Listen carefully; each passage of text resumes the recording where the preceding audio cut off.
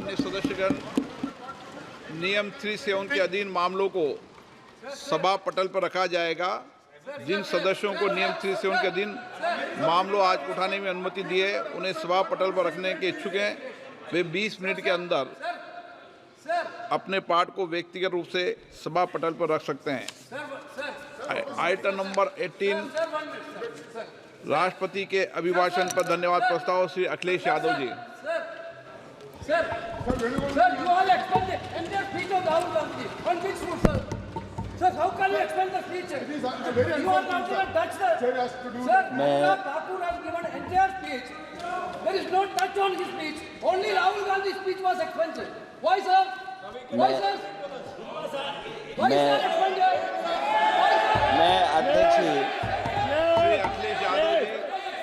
मैं अध्यक्ष जी का धन्यवाद देना चाहता हूँ।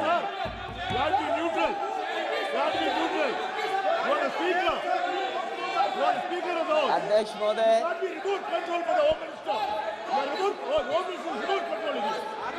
अध्यक्ष महोदय, अध्यक्ष महोदय, अध्यक्ष महोदय,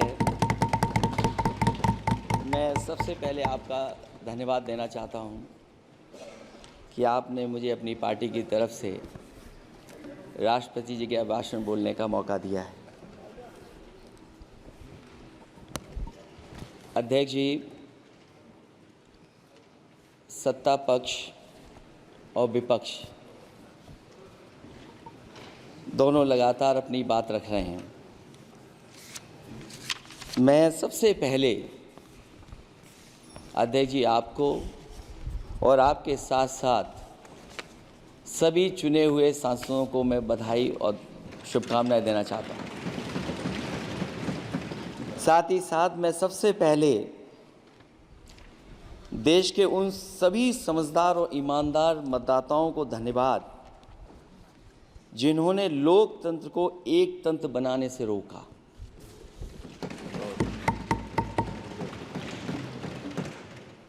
चुनाव के समय पर अध्यक्ष जी ऐसा कहा गया कि 400 पार। मैं समझदार जनता को फिर एक बार धन्यवाद दूंगा और मैं कुछ कहना चाहता हूं कि आवाम ने तोड़ दिया हुकूमत का गुरूर, दरबार तो लगा है पड़ा गमगीन में बेनूर है पर। अध्यक्ष महोदय, दरबार तो लगा है पर बड़ा गमगीन बेनूर है और पहली बार ऐसा लग रहा है हारी हुई सरकार विराजमान है। जनता कह रही है चलने वाली नहीं सरकार। अध्यक्ष महोदय, जनता कह रही है चलने वाली नहीं, ये गिरने वाली सरकार है। और क्योंकि ऊपर से जुड़ा कोई तार नहीं, नीचे कोई आधार नहीं, अधर में जो है अटकी हुई वो तो कोई सरकार नहीं। दरअसल पूरा इंडिया समझ गया है कि इंडिया ही प्रो इंडिया है। इस चुनाव में इंडिया अलायंस की नैतिक जीत हुई है। ये पीडीए इंडिया की सकारात्मक राजनीति, पॉलिटिक्स जो पॉजिटिव है, पॉजिटिव पॉलिटिक्स की जीत हुई है। ये इंडिया पीडीए की सोशल जस्टिस मुहिम की विक्ट्री है। 2024 का परिणाम हम इंडिया वालों के लिए जिम्मेदारी से भरा पैगाम भी है। और अगर हम यूँ कहें अध्यक्ष महोदय कि 15 अगस्त 1947 अगर उपनिवेशिक राजनीति से आज़ादी का दिन था तो 4 जून 2024 देश के लिए सांप्रदायिक राजनीति से आज़ादी का दिन रहा। ये सांप्रदायिक राजनीति के अंत और सामुदायिक राजनीति की शुरुआत है। जहां सांप्रदायिक राजनीति का अंत हुआ है, वहीं सामुदायिक राजनीति की शुरुआत हुई है। सबसे अच्छी बात हुई ये है कि इस चुनाव में सांप्रदायिक राजनीति की हमेशा के लिए हार हो गई है। अध्यक्ष महोदय, कहने को सरकार ये कहती है कि ये 5th लार्जेस्ट इकोनॉमी बन गई है और जीडीपी के मामले में 5th वर्ल्ड की इकोनॉमी बन गई है। लेकिन अध्यक्ष मोदी, ये सरकार क्यों छिपाती है कि अगर ये हमारी सबसे लार्जेस्ट इकोनॉमी, अगर हम 5वें नंबर पर हैं, तो हमारे देश की पर कैपिटा इनकम, प्रति व्यक्ति आय हमारे किस स्थान पर पहुंची है। और हम लोगों ने तो अध्यक्ष महोदय देखा है कि अगर दिल्ली की सरकार ने कहा होगा कि $5 ट्रिलियन की इकोनॉमी बनेगी, तो जहां से प्रधानमंत्री जी चुन करके आते हैं, वहाँ का प्रदेश के सरकार भी कह रहे कि हम $1 ट्रिलियन इकोनॉमी बना लेंगे।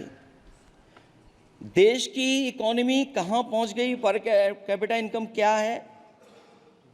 लेकिन अगर उत्तर प्रदेश की इकोनॉमी को अगर $1 ट्रिलियन की इकोनॉमी बनना है तो कम से कम 35% की ग्रोथ चाहिए।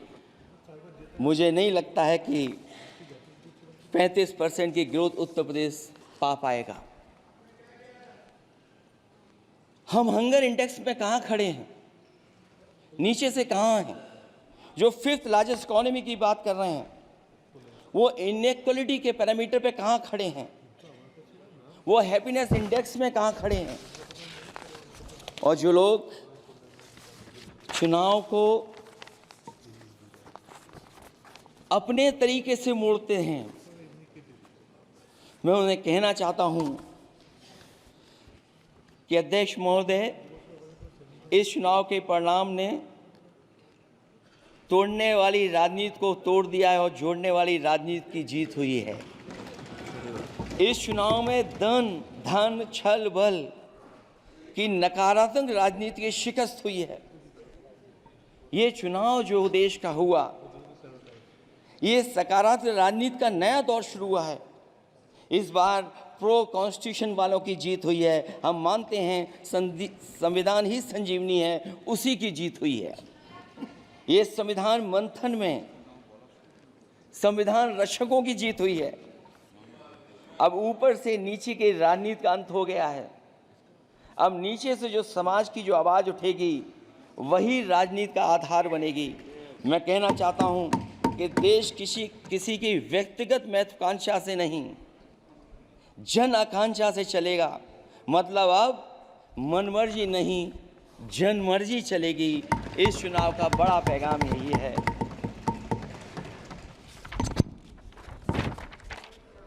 अध्यक्ष महोदय, बहुत सी बातें हुई हैं। अगर उत्तर प्रदेश की बात न हो, क्योंकि अध्यक्ष महोदय सबसे बड़ा प्रदेश जहाँ है, उसने हर बार दूसरे दल को समर्थन देकर के सरकार बनाई। मैं उन्हीं लोगों से कहना चाहता हूँ कि लोग क्यूटो की फोटो लेकर बनारस की गलियों से लेकर के गंगा जी तक ढूंढ रहे हैं। उनको लगता है जिस दिन माँ गंगा साफ हो जाएंगी, शायद उस दिन कहीं क्यूटो उसकी गोद में कहीं मिल जाएगा। बनारसी लोग चाहते हैं कि कोई गंगा जी के भी तल में उतरकर उसका दर्द भी जाने।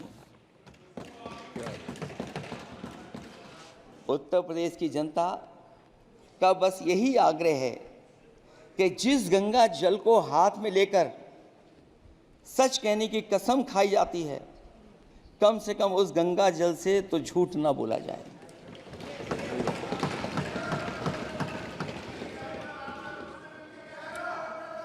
जहां विकास के नाम पर खरबों रुपए की लूट का राज खोलते भ्रष्टाचार के गड्ढे प्रदेश का नाम खराब कर रहे हैं, वहीं पहली बारिश में ही टपकती हुई छत और गिर चुकी स्टेशन की दीवार बेईमानी की निशानी बन गई है।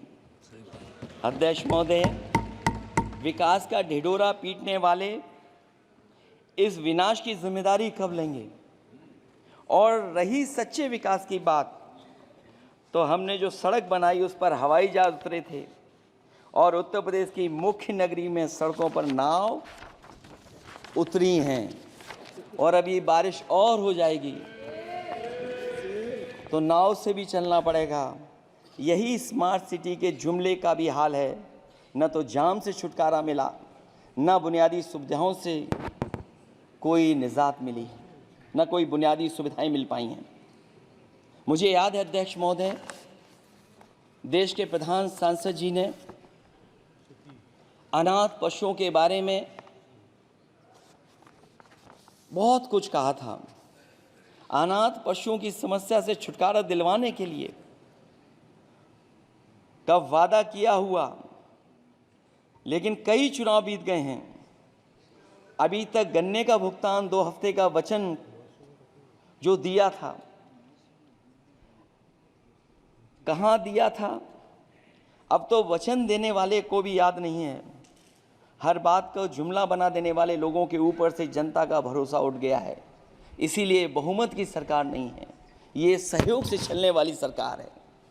डबल इंजन के नाम पर उत्तर प्रदेश को टकराहट के सिवा कुछ हासिल नहीं हुआ है।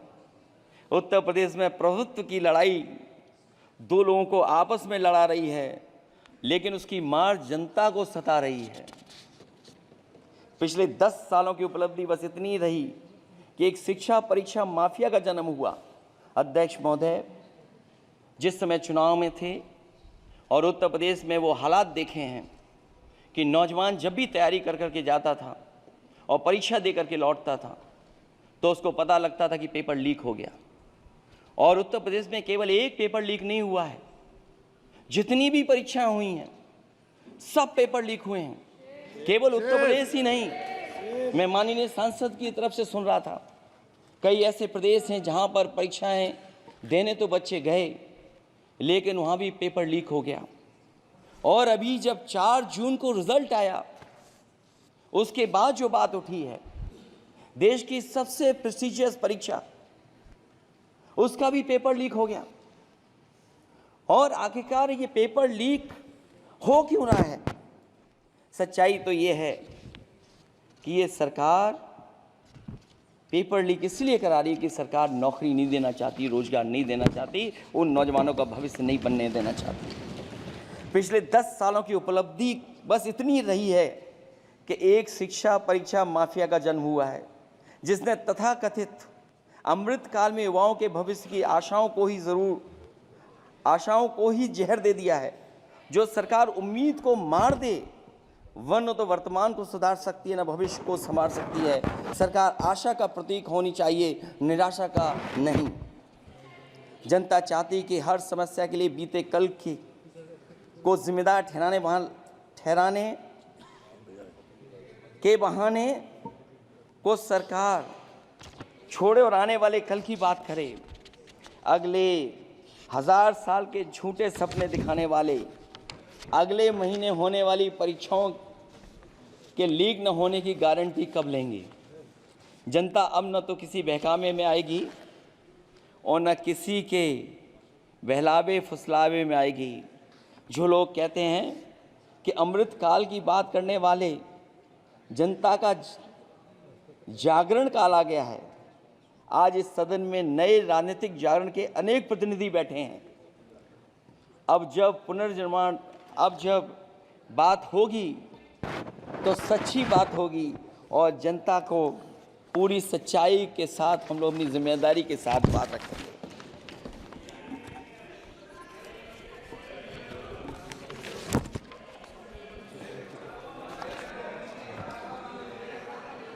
अध्यक्ष महोदय,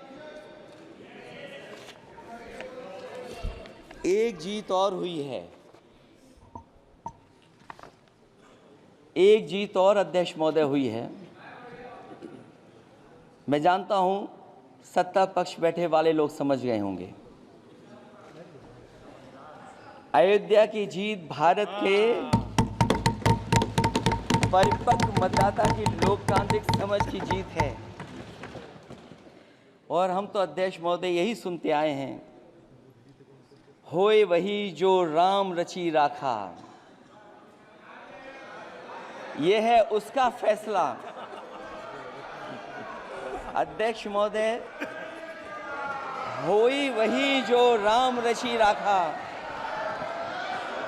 यह है उसका फैसला जिसकी लाठी में नहीं होती आवाज। जो करते थे किसी को लाने का दावा, वो हैं खुद किसी के सहारे के लाचार।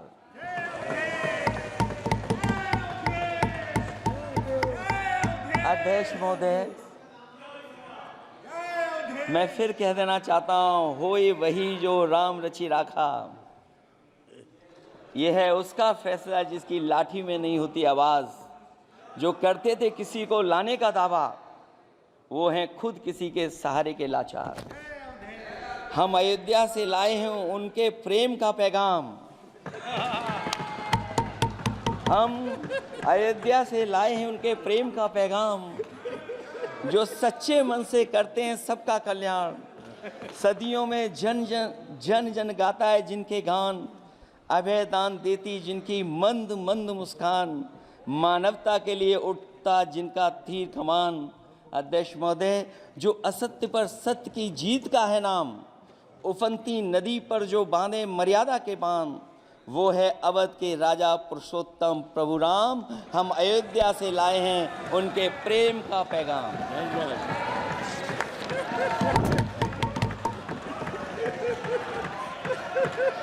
अध्यक्ष महोदय,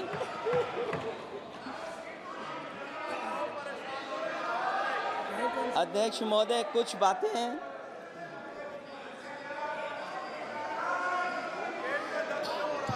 अध्यक्ष महोदय, कुछ बातें समय और काल से परे होती हैं। इसलिए आज यहाँ उत्तर प्रदेश के सदन में पढ़ा गया एक शेर याद आ गया, जो तब सही था, अब और सही साबित हो रहा है। इजाजत हो अध्यक्ष जी तो मैं अर्ज करूं। हजूरे आला आज तक खामोश बैठे इसी गम में, हजूरे आला आज तक खामोश बैठे हैं इसी गम में। महफिल लूट ले गया कोई जबकि सजाई हमने। योगी जी के लिए, योगी जी के लिए।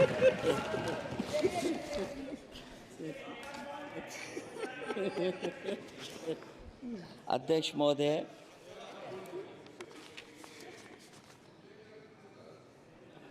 मैं मॉडल ऑफ कंडक्ट जब चुनाव हुआ, लागू हुआ, उस समय मैंने देखा कि कुछ लोगों पर मेहरबान रही सरकार और कमीशन भी। कई, मैं बहुत डिटेल में नहीं जाना चाहता हूं अध्यक्ष महोदय, लेकिन कहीं ना कहीं प्रश्न उस संस्था पे भी लगा है, और अगर उस संस्था पर प्रश्न लगा है तो लगाने वाली सरकार की वजह से लगा है। इसलिए अगर निष्पक्ष होगी वो संस्था,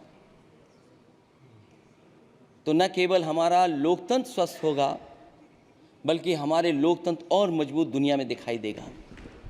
अध्यक्ष महोदय, ईवीएम पे मुझे कल भी भरोसा नहीं था, आज भी नहीं भरोसा।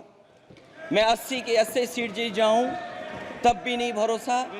और मैंने अपने चुनाव में कहा था अध्यक्ष महोदय कि ईवीएम से जीत करके ईवीएम हटाने का काम करेंगे। न ईवीएम का मुद्दा मरा है, न जाएगा खत्म। जब तक ईवीएम नहीं हटेगी, हम समाजवादी लोग उस बात पर अड़ग रहेंगे। उत्तर प्रदेश अध्यक्ष महोदय वो प्रदेश है जिसने सरकार बीजेपी की बनवाई, एक बार नहीं 2 बार बनवाई, और उसी उत्तर प्रदेश के साथ कितना बड़ा भेदभाव, उत्तर प्रदेश के साथ बड़ा भेदभाव। मुझे याद है वो दिन जब प्रधानमंत्री जी एयरफोर्स के सबसे भारी वाहन हवाई जहाज से उतरे थे सड़क पर। वो अलग बात है कि उस प्रदेश के मुख्यमंत्री उनके साथ नहीं बैठ पाए थे, लेकिन वो एक्सप्रेसवे जो बना था और आज भी जो उत्तर प्रदेश में बन रहे हैं, वो उत्तर प्रदेश के बजट से बन रहे हैं। लेकिन दिल्ली की तरफ से कोई एक्सप्रेसवे अभी नहीं दिया गया है। न केवल इंफ्रास्ट्रक्चर में भेदभाव हुआ है, बल्कि हमें याद है कि प्रधानमंत्री जी ने बड़े पैमाने पे गांव गोद लिए थे। और सोचिए, अगर देश के प्रधान सांसद अगर किसी गांव को गोद ले लें और उस गांव की तस्वीर न बदले, तो शायद मैं नहीं समझता हूं कि किसी गांव की तस्वीर 10 साल में बदली होगी। मुझे वो गांव जिसको उन्होंने गोद लिया, जो प्रधानमंत्री जी की आदर्श योजना थी उसके तहत जो गोद लिया गया था गांव, वो 5 वर्ष पहले खूब शोर हुआ था कि बनारस शहर की तरह डोमरी में चमचमाने लगे गया एक गांव। हकीकत में कुछ नहीं हुआ। उसकी दुर्दशा वैसी की वैसी है, जैसे था गांव वैसा ही का वैसा है। टूटी सड़कें, कच्ची पगडंडियां, उखड़े और टूटे हुए ईंट के खंजे, बदहाल हैंडपंप, पावरलूम और पंखे के जाली के कारखाने को आखिर कब तक रफ्तार मिलेगी जो उस गांव में काम होता था, लोग करते थे। खाली पड़े रसोई गैस के सिलेंडर, अंधाधुंध बिजली कटौती के बीच इस गांव के लोगों को हर सुबह मजदूरी की कभी ना खत्म होने वाली तलाश आखिर कब पूरी होगी। तो सोचिए, एक गांव की तस्वीर ये है। जो गांव कभी गोद लिया गया था, उस गांव की भी तस्वीर नहीं सुधर पाई है। जो भाजपा के स्मार्ट सिटी के झूठे सपने में गांव के लिए कोई जगह नहीं है। अपने गांव गोद लेने की जो बात कही थी, क्या वो भी जुमला था अध्यक्ष जी? पता नहीं जिस गांव को गोद लिया था उसका नाम भी किसी को याद है कि नहीं। मैं नाम पूछ करके किसी को शर्मिंदा नहीं करूंगा, क्योंकि अगर नाम याद है तो ये तो और भी बुरी बात है कि अपने नाम याद रखने के बावजूद भी कुछ नहीं किया। जिसे गोद लिया जाता है उसे अनाथ बनाकर छोड़ देना अच्छी बात नहीं है।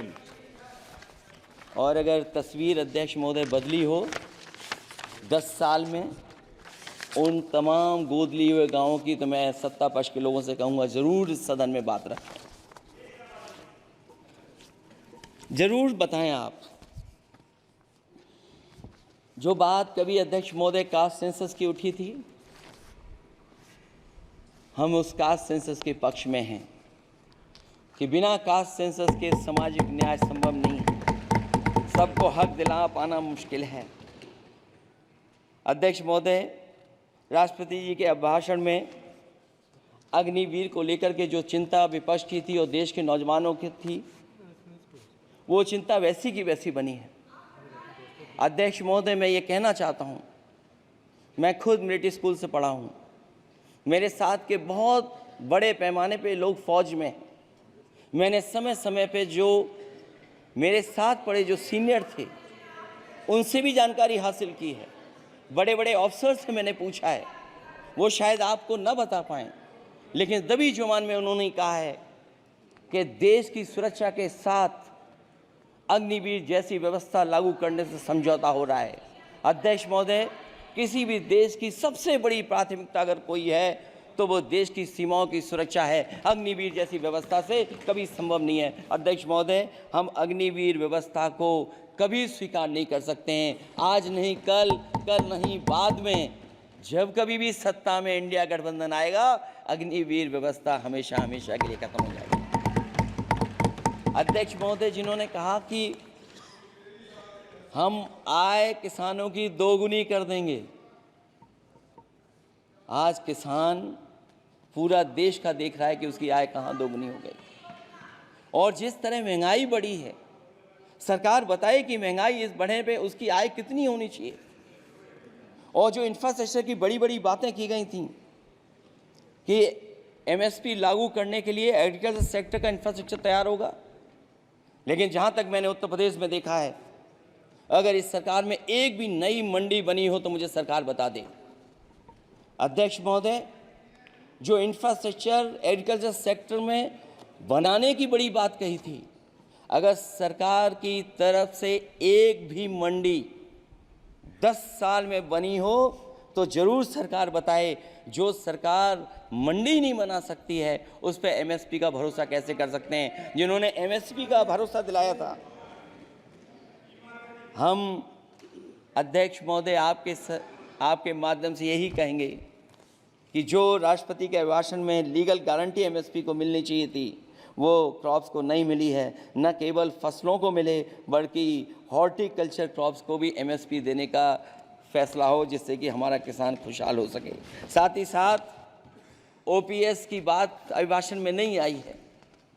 ओल्ड पेंशन स्कीम लागू हो जिससे हमारे तमाम सरकारी कर्मचारियों का भविष्य बन सके।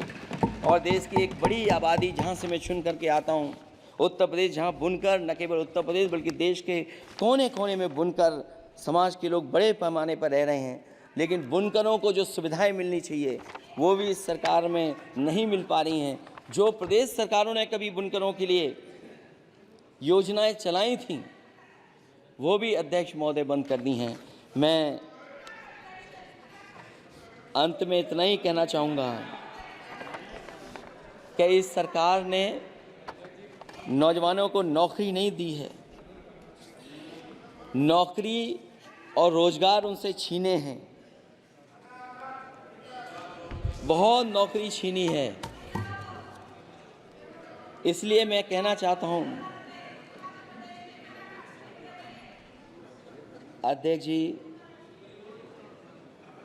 इसलिए मैं कहूँगा कि आपके राज में न नौकरी की उम्मीद है न रोजगार, क्योंकि आपने छोटे कारोबारी तक को इतना छोटा बना दिया है कि न तो वो अपना पेट भर सकता है न किसी को नौकरी पर रख सकता है। जो कुछ पद निकलते भी हैं तो उन पर लेटरल एंट्री के नाम से पिछले दरवाजे से कुछ खास संगी साथियों को रख लिया जाता है। आरक्षण का हक नॉट फाउंड सुटेबल के नाम पर हड़पा जा रहा है। और अध्यक्ष महोदय, आरक्षण के साथ इतनी खिलवाड़ किसी सरकार ने नहीं की होगी जितनी खिलवाड़ इस सरकार ने की है। जहां सरकारी नौकरियां नहीं दी जा रही हैं, और सरकारी नौकरियां इसलिए नहीं दी जा रही हैं क्योंकि उन्हें आरक्षण देना पड़ेगा। जिस प्रदेश से मैं आता हूं वहाँ सबसे बड़े पैमाने पे नौजवान बेरोजगार है। और पिछले 10 साल में जो पेपर उन्होंने लीक कराए हैं वो इसीलिए कराए हैं क्योंकि नौकरी ना देनी पड़े, और अगर नौकरी देनी पड़ेगी तो उन्हें आरक्षण भी देना पड़ेगा। ये जानबूझ करके सरकार नौकरी और आरक्षण के साथ खिलवाड़ कर रही है।